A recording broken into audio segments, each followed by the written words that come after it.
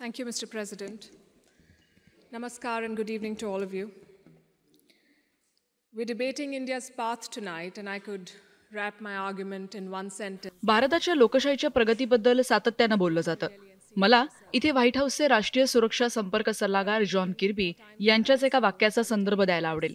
जून 2023 मध्ये त्यांनी हे वक्तव्य केलं होतं. ते म्हणाले होते, भारताची प्रगती बघायची असेल तर go to New Delhi and seat yourself.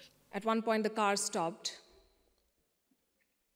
On the roadside, I saw two vendors. One was selling fruit, the other was selling coconut water.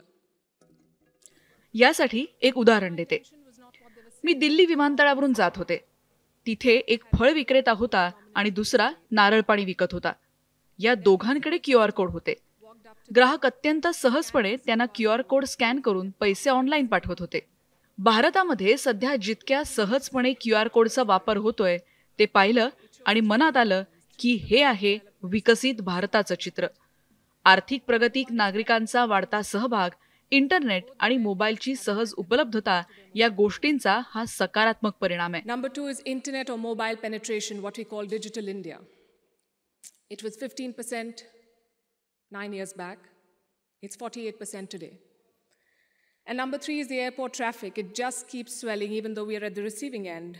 We see what it shows. From 67 million 9 years back to almost double now. Digital India ही भारताची प्रतिमा यामुळेच तयार झाली आहे. भारताच्या विमानतळांवरची रहदारी गेल्या काही वर्षात वाढत चालली आहे. मोदींचा भारत योग्य मार्गावर जातोय या विषयावर आधीच्या वक्त्यांनीही भाष्य केलं. पण हा मार्ग योग्य की अयोग्य हे आकड्यांवर जरी ठरत असलं तरी मला काही अनुभव सांगायचे. And how do you determine if the path is right or wrong? You look at numbers, data, surveys, reports. I shall refer to all of these as I make my arguments. But I also want to dwell on something that's more personal, more important, I think, yet unquantifiable. I'm talking about the experience. आतापर्यंत मी भारताची अनेक रूपं बघितली आहेत. जागतिक पातळीवरच्या दबावांनुसार ठरवली जाणारी भारताची धोरणं हे चित्र आता मागे पडलंय. कारण आता भारत जगासाठी प्रेरणादायक ठरतोय. मायभूमीतली समृद्धता तुम्हाला बाहेर आत्मविश्वासानं वावरण्याचं बळ देते. For leadership and inspiration. You cannot put a premium on that. Indians are more prosperous at home and hence more confident abroad. Let me also tell you what I saw at the airport here in London at the immigration counter. माझी नुकतीच London विमानतळावरची निरीक्षणं मी तुमच्या समोर मांडते. तिथल्या भारतीय नागरिकांचा वावर मला आत्मविश्वासपूर्ण वाटत होता. तिथल्या काउंटरवरच्या अधिकाऱ्यांच्या चेहऱ्यावर मला भारतीय प्रवाशांविषयी उत्सुकता दिसत होती. Holding up one of Rishi Sunak's relatives. We are proud of what we share with the world. भारताचं बॉलिवूड, मसाला चहा, योगा, क्रिकेट याविषयी जगभरात खूप उत्सुकता आहे. भारताची सध्याची ओळख ही सॉफ्ट पॉवर जायंट अशी आहे. आताचा भारत दहशतवादाशी लढणारा आहे. काश्मीरच्या पुलवामामध्ये पाकिस्ताननं 2019 मध्ये हल्ला केला, ज्याचं चोख प्रत्युत्तर भारतानं बालाकोटवर हल्ला करून दिलं. आजवर झालेली आक्रमणं आणि वसाहतवाद हा आता आमचा इतिहास झालाय. ही आता आमची ओळख नाहीये. आम्ही वर्षानुवर्षांच्या जोखडातून बाहेर आलोय. आता आम्हाला आमच्या जागतिक जबाबदाऱ्यांची जाणीव आहे आणि त्यातूनच आम्हाला प्रेरणाही मिळते. आमच्या घरांमध्ये मातृभूमीत जी प्रगती होतीये ना, त्यातून जागतिक जबाबदाऱ्या पेलण्याचा आमचा आत्मविश्वास वाढतो. Which brings me to the numbers. I'll start with India's welfare state system and how it has fared in the past decade. भारतात गेल्या दशकभरात झालेली आर्थिक प्रगती, लाखो घरांमध्ये पोहोचलेलं गॅस कनेक्शन, सरकारी योजनांचे लाखो लाभधारक यावरूनच कळते. कल्याणकारी राज्य ही भारताची ओळख आधीपासून आहे. पण केवळ खिशात जास्त पैसे असून चालत नाही, तर नागरिकांना आर्थिकदृष्ट्या सक्षम बनवणं हा भारताचा बदललेला दृष्टिकोन महत्वाचा आहे. जगभरात जीवनावश्यक खर्च करण्यासाठी काही देशांची धडपड होतेय, पण याच वेळी भारताचं दरडोई उत्पन्न वाढलंय. महागाईचा घसरणारा दर आणि वाढलेली थेट परकीय गुंतवणूक हे त्याचीच प्रतीक आहेत. सध्याचा भारताचा प्रवास हा आधीच्या जोखडातून बाहेर आलेला भारत आणि समृद्धीच्या प्रगतीपथावरचा भारत यामधला आहे. Foreign direct investment is at its highest level. Foreign trade is at its highest level. The growth mantra is connectivity. दररोज 38 किलोमीटर महामार्गांचं बांधकाम केलं जात आहे. 7 वर्षांच्या तुलनेत हा दर 50% अधिक आहे. 2014 ते 2024 या 10 वर्षांच्या काळात विमानतळांची, बंदरांची संख्या ही दुपटीनं वाढली आहे आणि यामुळेच भारत वेगानं पुढे जातोय. जीएसटीद्वारे सर्वसमावेशक करप्रणाली भारतानं यशस्वी करून दाखवली. या प्रक्रियेला वेळ लागला खरा, पण त्याचं महत्त्व आता कळतंय. आतापर्यंतचं सर्वाधिक कर संकलन सध्या सुरू आहे. 2017च्या तुलनेत करदात्यांची संख्या ही दुपटीनं वाढली आहे. You mentioned GST. Our constitution calls India a union of all states, which is a great tribute to our diversity. But it also meant 28 different state economies, different taxes, different trade practices. This government tried to unify it to create a single Indian market. आता भारताच्या जागतिक स्थानाबद्दल बोलूयात. तुम्ही समस्या निर्माण करणारे आहात की समस्यांवर उत्तर शोधणारे आहात, यावरूनच भारताचं आत्ताचं स्थान हे स्पष्ट दिसतंय. भारत क्वाडचाही सदस्य आहे आणि SCOचा देखील. पश्चिमी देशांसोबत भारताची स्पर्धा आहे, त्याचवेळी भारत दक्षिणेत नेतृत्व करतोय. दुसरा कुठला देश असा आहे? भारत हे कसं करू शकतोय? कारण आम्ही जगात योग्य भूमिका घेतोय. India is a member of the Quad and the SCO. India is invited to the G7, but is also a member of the BRICS. India rubs shoulders with the West, but also leads the global South. Which other country can claim to juggle these roles? And how does India do it? Because we are not trying to play an outsized role in the world, we are trying to play the right role. In the Russia-Ukraine war, Russia आणि Ukraine युद्धात भारतानं कोणाचीही बाजू घेतली नाही. इथे बसलेल्या अनेकांना ही भूमिका कन्फ्यूज करणारी आहे. पण कोणाचीही बाजू घेणं हे भारताच्या राष्ट्रीय हिताचं नाही. भारताचे रशियासोबत अत्यंत घनिष्ठ संबंध आहेत. पश्चिमी देशांसोबतही चांगले संबंध आहेत. आम्हाला ते जपायचे आहेत. 2 जवळचे मित्र भांडत असताना तुम्ही कोणा एकाची बाजू घ्याल का? बाजू घेऊन वाद वाढवाल की दोघांना समजावून त्यांच्यातला वाद मिटवायचा प्रयत्न कराल? चांगल्या मित्रांना जे करायला पाहिजे तेच भारत करतोय. India has always tried. भारतानं कायम संघर्ष नाही तर तोडगा काढण्याचा प्रयत्न केलाय. जेव्हा श्रीलंकेसारखा देश डबघाईला आला होता तेव्हा भारतानं कुठलाही आकस, जुना राग, द्वेष मनात न आणता त्यांची मदत केली. $4 बिलियन आर्थिक मदत भारतानं तात्काळ पुरवली. अनेक लोक म्हणतात भारताचं दक्षिण आशियावरचं नियंत्रण कमी होतंय, पण भारत कधीही वर्चस्व लादत नाही. सरकार आपल्या शेजाऱ्यांशी बरोबरीच्या नात्यानं वागतंय.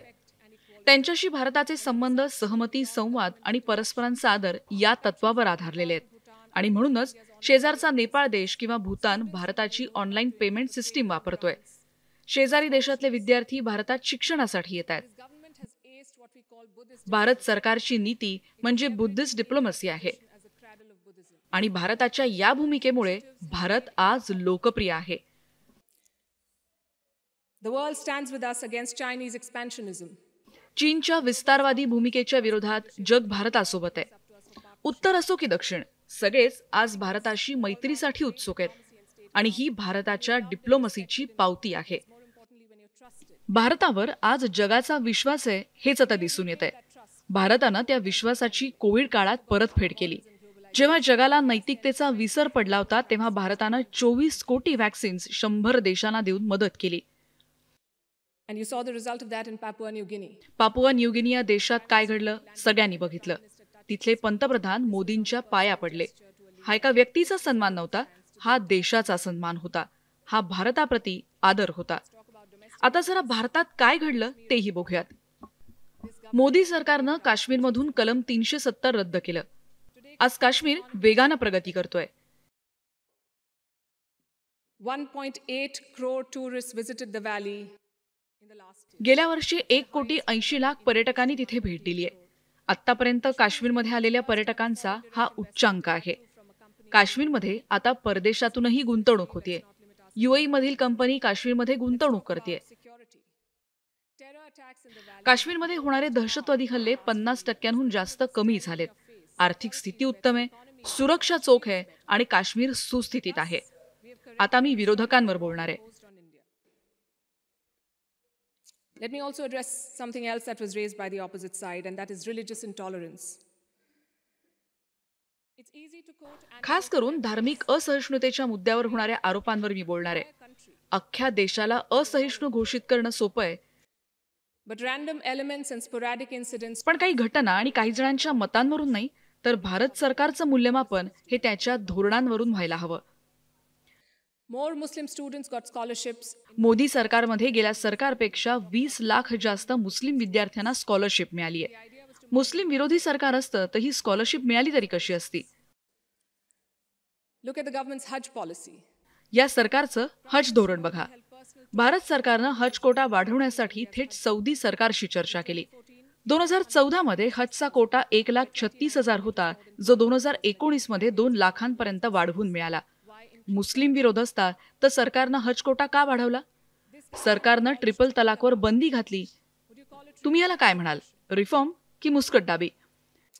Let me also tell you what a Pew study found in 2021. 2021 मधला एक रिपोर्ट इथे बसलेल्या अनेक विरोधकांचं तोंड बंद करणारा ठरेल. कारण या अहवालानुसार भारतातल्या 89% मुस्लिम आणि ख्रिश्चनांनी सांगितलंय की ते मुक्तपणे, स्वतंत्रपणे त्यांच्या धर्माचं पालन करू शकतात. मी पुन्हा एकदा सांगते, 89% मुस्लिम आणि ख्रिश्चनांनी सांगितलं की ते मुक्तपणे आणि स्वतंत्रपणे त्यांच्या धर्माचं पालन करू शकतात.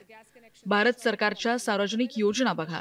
बँक खातं, गॅस, विमा या योजना सगळ्या धर्माच्या नागरिकांसाठी आहेत. Absolutely not. Even one incident of marginalization is one too many, but how would you judge an entire country's path? In fact, it struck me when I was invited for this event, why would Oxford University be interested in debating the path of Modi's India? मला जेव्हा इथे आमंत्रित करण्यात आलं तेव्हा मला प्रश्न पडला, मोदींचा भारत यावर ऑक्सफोर्ड युनिव्हर्सिटी का डिबेट करते? कारण पाश्चिमात्यांनी घालून दिलेल्या मापदंडांच्या दडपणातून भारत बाहेर पडलाय. त्यांनी आज कितीही टीका केली तरी आजचा भारत त्याला बळी पडत नाही आणि त्यामुळेच टीकाकार सैरभैर झालेत. असे अनेक विद्वान आहेत ज्यांच्यावर काही जबाबदारी नाही, पण त्यांचा राजकीय अजेंडा डोळ्यासमोर ठेवून ते भारत विरोधी नरेटिव्ह तयार करतात. Their political leanings to create an anti-India narrative. GDP growth won't touch 5%. There was corruption in the Rafale deal. GDP 5% जाणार नाही, रफाल डीलमध्ये घोटाळा, सरकार करतंय विरोधकांची हेरगिरी, या सगळ्या मनोरंजक हेडलाईन्स आहेत आणि असं दाखवतात की भारतात काहीच चांगलं घडत नाहीये. पण जेव्हा सुप्रीम कोर्टात आरोप टिकत नाहीत, जीडीपी 60% वर जातो, तेव्हा या विद्वानांना कोणी प्रश्न विचारत नाही. When an 85% Hindu majority Karnataka votes out the BJP. जेव्हा 85% हिंदू असलेल्या कर्नाटकात भारत पराभूत होतो, तेव्हा भारत सेक्युलर वाटत नाही का? एखाद्या देशानं निवडलेला रस्ता समजून घ्यायचा असेल तर अपप्रचार नाही तर वस्तुस्थिती बघायची आवश्यकता आहे. मला शेवटी एवढंच सांगायचंय, प्रगतीचे अनेक रस्ते आहेत, पण विकासाचा एकच रस्ता नाहीये. प्रत्येक देशाचा मार्ग वेगळा आहे. इंग्लंडसाठी योग्य असलेला मार्ग भारतासाठी वेगळा असेल. जोपर्यंत संविधानाचं पालन केलं जातंय, लोकशाहीचा आदर केला जातोय, त्याचा आदर व्हायला हवा. एका देशाच्या निकषावर दुसऱ्या देशाला तुम्ही का जज करता? आणि हेच भारतीय लोकशाहीचं वैशिष्ट्य आहे. 2014 पासून 14 कोटी नागरिक गरिबीतून बाहेर पडलेत. हे साध्य झालं ते निष्पक्ष आणि निर्भयपणे पार पडणाऱ्या निवडणुकांमधून. हे साध्य झालं चर्चेतून, वादविवादातून, आणि हे शक्य झालंय लोकांच्या विश्वासातून. The people of India answered that question in 2019. Thank you.